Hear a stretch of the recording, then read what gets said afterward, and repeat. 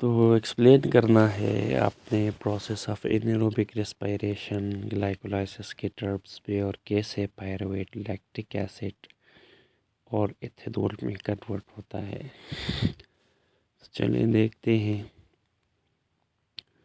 तो अगर हम बात करें तो सेल्यूलर रेस्पिरेशन में ऑक्सीडेशन रिडक्शन रिएक्शन होते हैं जिसमें ऑर्गेनिज्म एनर्जी अपडेट करते हैं फूड को ब्रेक डाउन करके। ये सेल्यूलर रेस्पिरेशन दो काइंड है इसकी। एक एरोबिक रेस्पिरेशन जो एब्सेंस ऑफ ऑक्सीजन में होती है और यहाँ 2 एटीपी प्रोड्यूस होते हैं।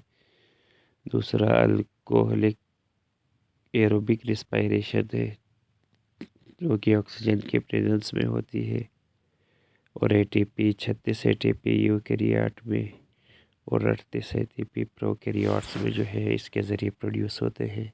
इन दोनों स्टेप्स में एरोबिक और एनारोबिक के ग्लूकोज ब्रेक डाउन होता है और यहाँ एक पायरुवेट मॉलिक्यूल बनते हैं दो, और इन दोनों एरोबिक और नॉन एरोबिक रेस्पिरेशन को मिला के हम ग्लाइकोलाइसिस कहते हैं।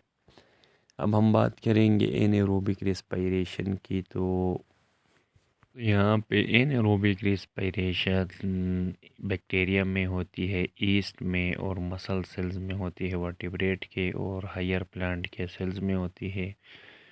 और इसमें इनकम्प्लीट ब्रेकडाउन होता है ग्लूकोज का in the absence of oxygen, और इसको फर्मेंटेशन भी कहते हैं। 2 टाइप ऑफ फर्मेंटेशन है, एक लैक्टिक एसिड फर्मेंटेशन है और एक अल्कोहलिक फर्मेंटेशन है।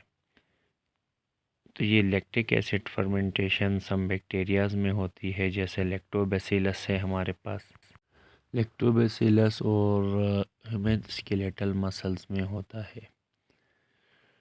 इस प्रोसेस में पायरुविक एसिड मॉलिक्यूल कन्वर्ट होता है लैक्टिक एसिड में C3H6O3 में NADH को यूज़ करके in the absence of oxygen.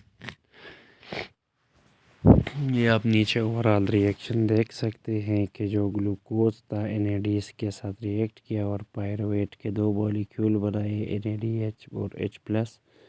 फिर ये पायरुवेट NADH और H के साथ मिलके ने लैक्टिक एसिड बनाया। इसके बाद ये अल्कोहलिक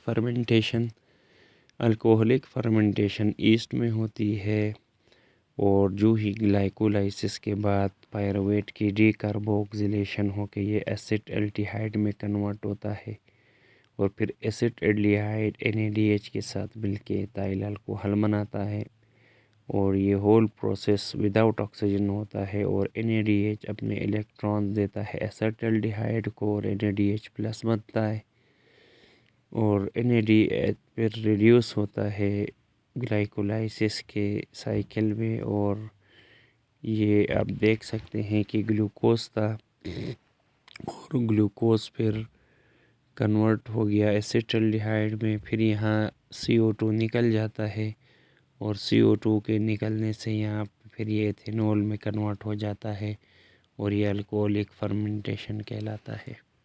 तो ये दोनों आपने याद रखने हैं कि ग्लाइकोलाइसिस इनका कॉमन स्टेप है, और फिर एनारोबिक रेस्पिरेशन की ये 2 टाइप्स और इनका केमिकल इक्वेशन।